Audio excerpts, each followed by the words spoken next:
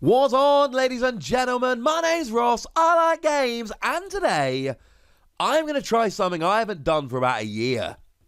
I'm going to try and count down the top 10 character cards in the Transformers trading card game. Now, this is not an easy list to make. We're 4 sets in, we've not had that many big tournaments. It is extremely difficult, so take it with a pinch of salt, and if you disagree, brilliant, give me your own top 10 list in the comment section. We can be friends. And I do want to give a shout out before we start to the wonderful fortressmaximus.io, which really helped me sort out these tournament results and do the research to figure out which of these cards I thought were the best. So, a quick shout out before we get going to the Airstrike Patrol, specifically Night Flight, Stormcloud, and Tailwind. I didn't really know what to do with these characters because they're not particularly great. But as a trio, or sometimes as varying pairs, they have been very, very good. I have seen successful deck lists with these characters with Optimus Prime, with Springer, with Jetfire, with Nemesis Prime. They are popping up all over the place. So do I count them as one character, or do I count them as individual characters, in which case I don't think any of them make the list? What I do instead is I give them an honourable mention at the start of the video. So going in alphabetical order then, we've got Night Flight. When you tap it, you can scrap 3 green icon cards from your hand, and your opponent has to take 3 damage on one of their characters. But if you scrap the same 3 cards, you get to heal 3 from one of your characters. Raider Stormcloud, when you tap it and scrap 3 green icon cards, you give one of your characters bold 3 this turn, but bold 6 if they were the same card you discarded 3 times. And then you bring in Raider Tailwind, who's got +1 attack and +1 defense for each Airstrike Patrol in your KO area. So you try and make sure Night Flight and Stormcloud are KO'd first, and then Tailwind comes in with much better stats than we might expect. In terms of ult mode, both Night Flight and Stormcloud just have Stealth while untapped. Tailwind does as well, but when one of your Airstrike Patrols battles and you flip at least 1 green icon, it gets +2 attack and +1 defense until end of battle. So you've got basically let's go green icons, and then you're buffing the stats of all of them, and you've got a couple really nice skills as well. Didn't put them on the top 10 list, I didn't really know what to do with them, so let's give them a shout out at the beginning. In at number 10, and I'm going to be honest, I'm totally biased, Grimlock. And this is partly because we still see it popping up here and there, seeing a bit of success, and partly it's here because of the potential. As a 10-star character, it's alright, attack of 6 we like. In ult mode, when you flip to this mode, one of your Dinobots gets bold 3 until end of turn. Yes, that can include Grimlock, but if you want it to be itself, you really do need to get into ult mode for the bold 3, and then back into bot mode for the attack of 6. But when you do more than enough attack damage to KO an enemy, your opponent has to take the extra damage onto one of their characters. So you've got a big beefy 10-star character that can bold itself up or any other Dinobots and can potentially take 2 KOs in one go. That's good enough for me to put it in at number 6. No one mentioned that I put it above Optimus Prime Battlefield Legend on the previous list, and we can all remain friends. In at number 9, we've got Octone. One of them, they're mercenaries. And a triple changer at that. Octone is a very nice card. Now, it's rather expensive, as a lot of the better cards tend to be. 13-star character, but health of 17 and attack of 5 or 6, we're kind of cool with. And there's lots we love here. You see, when you flip into ult mode 1, your opponent has to do 1 damage to one of their Autobots, and you get +3 attack while attacking an Autobot. When you flip into ult mode 2, your opponent must do 1 damage to one of their Decepticons, and you get +3 attack when attacking a Decepticon, which basically means you've got 8 attack in either of your ult modes, which is nuts. And then in bot mode, you've got a bounty skill. Now remember, bounty skills only work when you get a KO.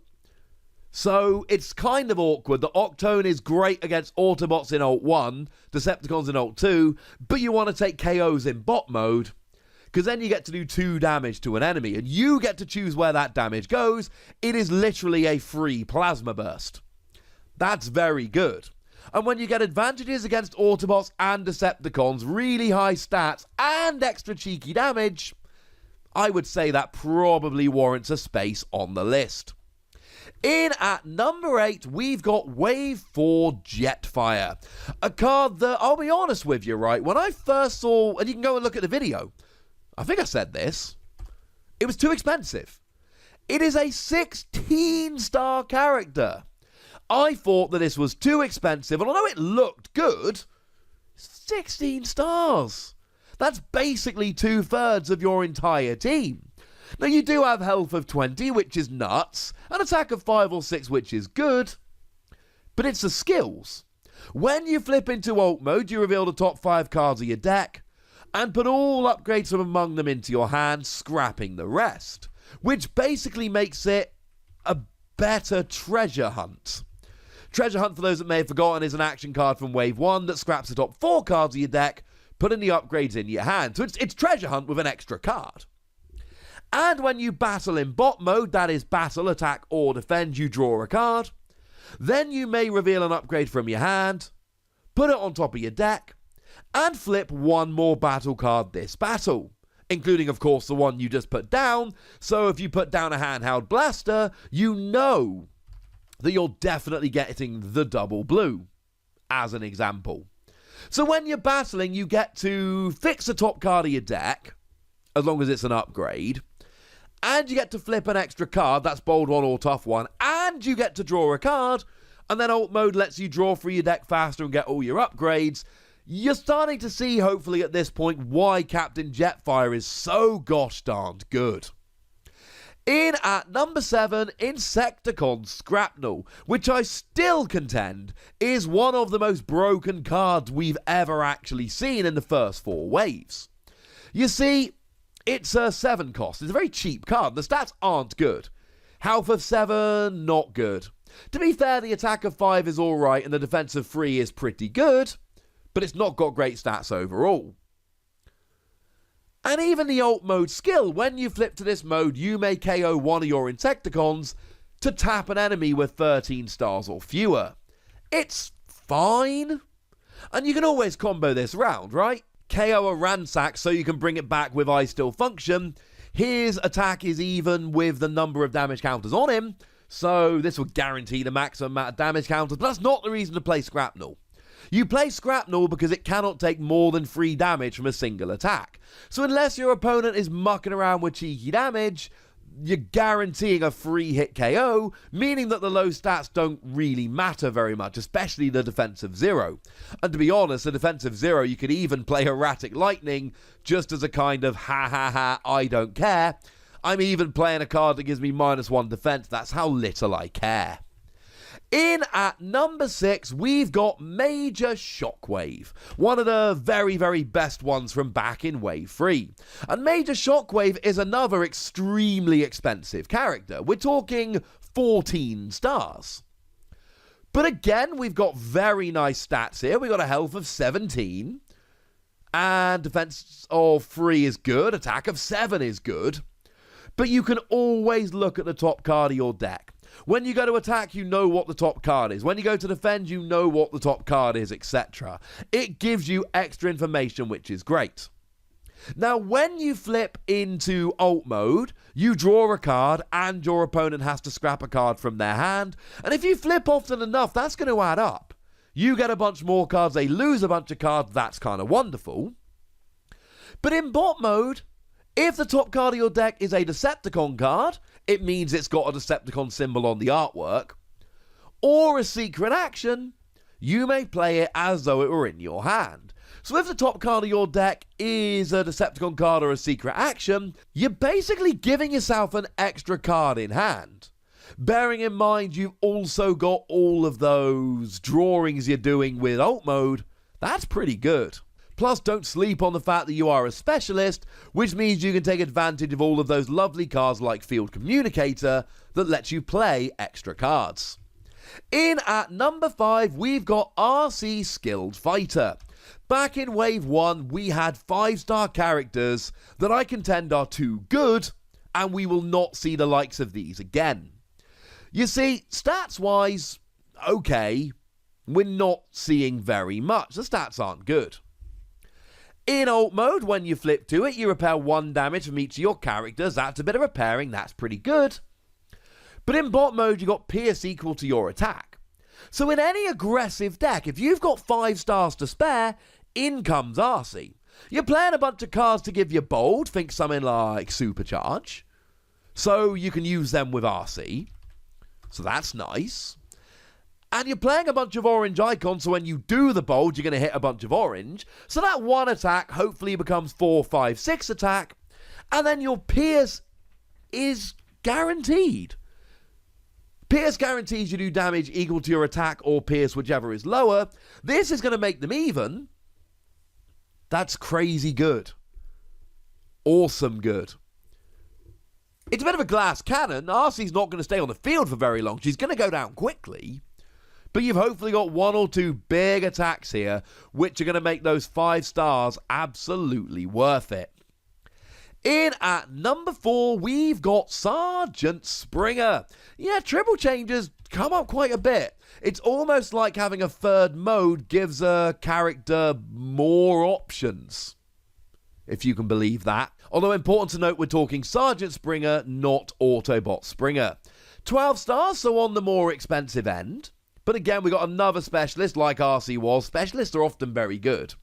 Stats are high. We've got attack of 6 across the board, health of 16, that's good. But it's the skills. In Alt 1, when you flip to it, you may scrap an action and draw 2 cards. When you flip to Alt 2, you may scrap an upgrade and draw 2 cards. So in theory, you should always have upgrades and actions in your hand, and then you're basically drawing 2 cards a turn. That's a bit nuts. And then in bot mode, if you've got 7 or more cards in hand when you flip to it, you may play an action and an upgrade. So essentially, you spend the first couple turns of the game drawing more and more cards, and then when you've got enough, you get to play an extra action and an extra upgrade, which means you're essentially playing double the amount of cards you're usually able to play. Plus, again, things like Field Communicator, these specialist tools, will let you play even more cards, and playing more cards is generally good. In at number 3, Optimus Prime Battlefield Legend. The king back in Wave 1, really the king until at least Wave 3. Kind of been displaced a little bit. Not doing as well as it once was. We've still got really good stats. We've got an attack of 8 and a health of 14. Very nice. I mean, back in Wave 1, the average was 8-star character, 442. So when we're looking at 6 or 8, 14, 3 or 2, that's a bit better. In alt mode, when you flip to it, you may return an action from your scrap pile to your hand, which means, and this is huge, right? Because generally speaking, unless you're playing a bunch of green icons, you can play a bunch of actions that you never see. Because you only ever flip them while attacking or defending, and you just literally never see them. Well, here, if they end up in your discard pile, go for it. And then, of course, you've got the bot mode skill. Bearing in mind, you've got an attack of 8, right? And after you flip battle cards for attack, but before the defense flips, you may play one of those actions. Having an attack of 8 and being able to play an action you flip, that's over the top great. Plus, it is worth noting that we are ranged in one mode, melee in another, which does open up a few more deck building options. In at number 2, I'm putting Flamewar, which I know might be unfair given that Flamewar was a runaway winner in the poll, but I suppose the question I'm asking is, do I want, as the very best character in the game, a character that helps out a bunch of decks, or a character that makes a deck that transforms a metagame? And I want the latter.